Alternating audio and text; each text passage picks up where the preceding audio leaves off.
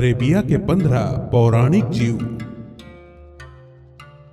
Arabia का रेगिस्तानी इलाका कई रहस्यमयी जानवरों का घर कहलाता है और वहाँ की दंत कथाओं में इन विचित्र जीवों का कई दफा उल्लेख किया गया है। और इस वीडियो में मैं आपको बताऊंगा कुछ ऐसे ही विचित्र और रहस्यमयी जीवों के बारे में।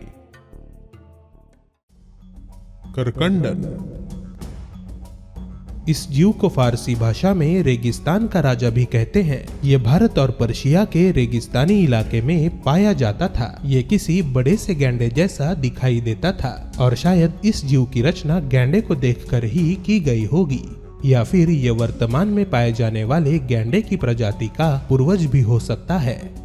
इसके सिर पर मौजूद अकेले सींग के वजह से लोग इसे यूनिकॉर्न भी मानते थे।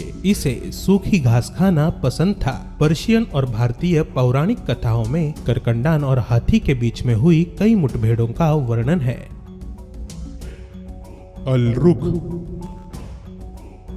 ये विशालकाय पक्षी होते थे जो मांसाहारी थे। जब ये पक्षी आसमान में उड़ते तो उन्हें देखकर ऐसा लगता कि कोई पहाड़ी आसमान में तैर रही हो।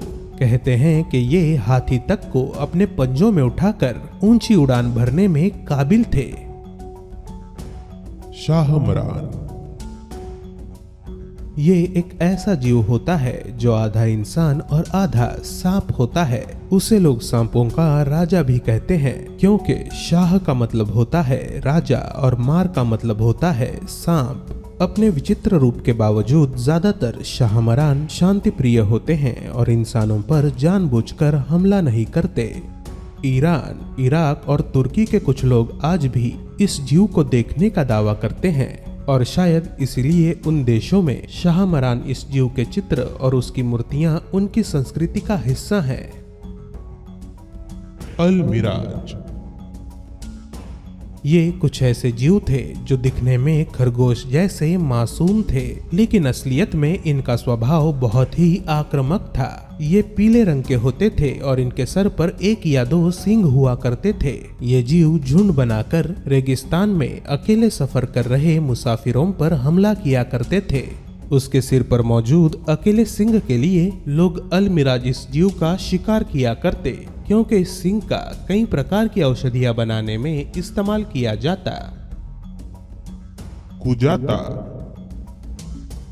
ये अंतरिक्ष का सबसे बड़ा बैल माना जाता है जिसके अनेक सिर और पैर होते हैं। कहते हैं कि इसी के सांस लेने से और सांस छोड़ने से समुंदर में लहरें आती हैं। कुजाता को कुयुबान, कुयुथान और आयरायान भी कहा जाता है। पौराणिक कहानियों के मुताबिक कुजाता नाम का ये भीमकाय बैल सारी धरती का भार अपने कंधों पे उठाकर खड़ा रहता है।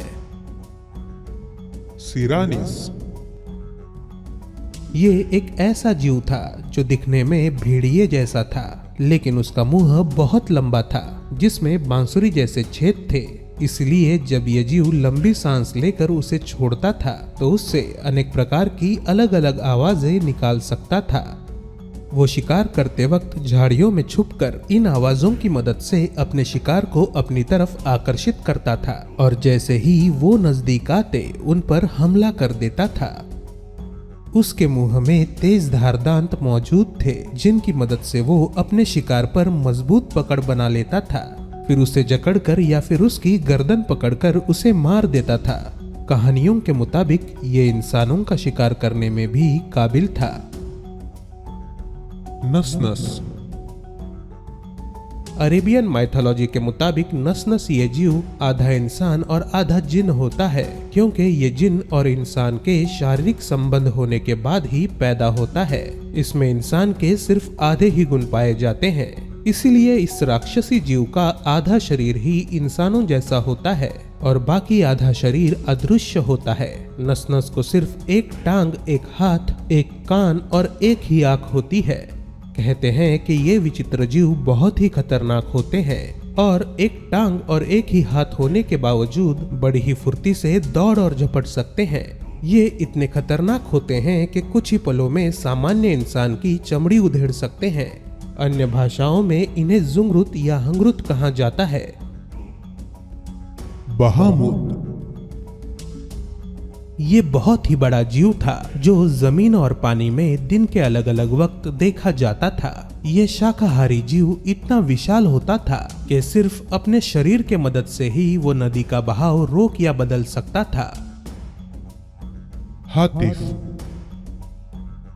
ये रूहानी आवाजें होती हैं जो अकेले लोगों को सुनाई देती हैं। अजीब बात यह है कि इस आवाज के स्रोत का कभी पता नहीं चल पाता। इसका लंबी दूरी तक पीछा करने वाला खतरे में पड़ सकता है। ये आवाज लोगों को उनके नाम से पुकारती है और उन्हें गुमराह करने के लिए अलग अलग दिशाओं से सुनाई देती है।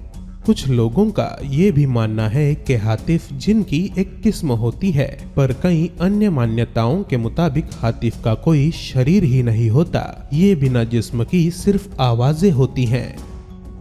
कुछ कहानियों के मुताबिक ये आवाजें लोगों के कानों में फुसफुसाती हैं या फिर कोई धुन गाती है जिसे बार बार सुनने के बाद लोग आखिरकार पागल हो जाते हैं। फिर ऐसे लोग अकेले में ही बातें करते हुए दिखाई देते हैं। डंडन।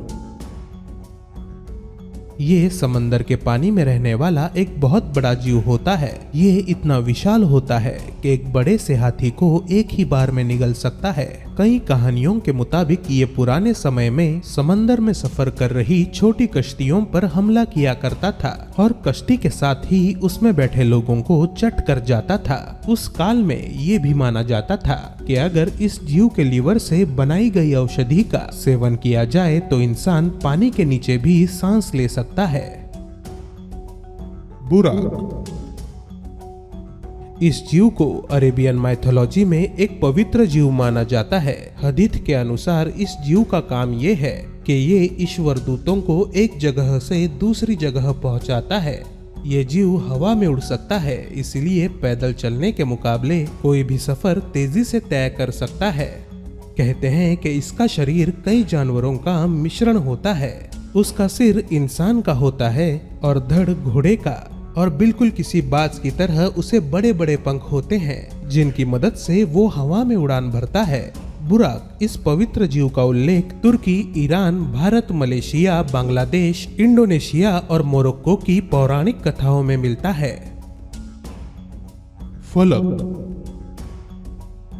फलक नाम के इस भीमकाय सर्प का उल्लेख कई पुरानी कहानियों में किया गया है। ये विशालकाय सर्प जहन्नुम के 7वें दरवाजे के पीछे रहता है और ये अल्लाह के सिवाय बाकी किसी से नहीं डरता। अगर ऐसा ना होता तो वो दुनिया के हर जीवित प्राणी को खा लेता। वेयरहाइना। ये कुछ ऐसे लकड़बग्घे होते थे जो रात होते ही इंसान का रूप ले लेते थे। रात के वक्त ये शिकार के लिए अपनी गुफा से बाहर निकलते थे। ये इंसान या अन्य जानवरों का शिकार कर उनका खून पी जाते थे। कहते हैं कि अगर कोई उनकी आंखों में आंखें डालकर देख लेता तो वो पूरी तरह से सम्मोहित हो जाता था। तब्बा। कुरान और हदीथ के मुताबिक कयामत के दिन एक महाकाय जानवर धरती फाड़ कर बाहर निकलेगा। ये विचित्र जीव ईश्वर में विश्वास रखने वालों को नवाजेगा और शैतान में विश्वास रखने वालों को जहन्नुम की आग में जलाएगा। ये इंसानों की बोली बोल सकता है। कुछ वर्णनों के मुताबिक इसका शरीर कई जानवरों का मिश्रण हो सकता है, लेकिन कुछ वर्णन ऐसा भी बताते हैं कि ये दिखने में ड्रैगन जैसा होगा। ये पहली बार माउंट शफा के पास मौजूद शहर मक्का में दिखाई देगा। जिन्नात।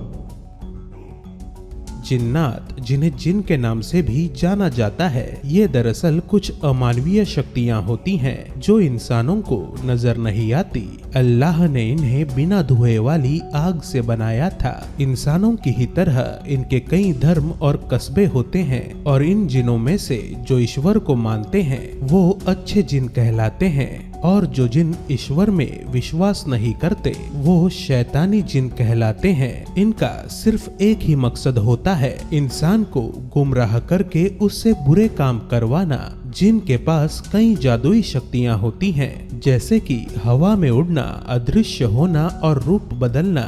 उनमें भविष्य देखने की और विचार पढ़ने की काबिलियत भी होती है। जिन इंसानी शरीर पर हावी हो सकते हैं अपनी इस काबिलियत का उपयोग अच्छे जिन अच्छे कामों को अंजाम देने के लिए कर सकते हैं, तो दूसरी तरफ बुरे जिन इंसानी शरीर में प्रवेश कर उस इंसान को बीमार कर सकते हैं या फिर उससे बुरे काम करा सकते हैं। दोस्तों, तो ये थे अरेबियन माइथोलॉजी के कुछ रहस्यमयी जीव। अगर आपको ये वीडियो पसंद आया तो इसे लाइक करें और अपने दोस्तों के साथ व्हाट्सएप पर जरूर शेयर करें।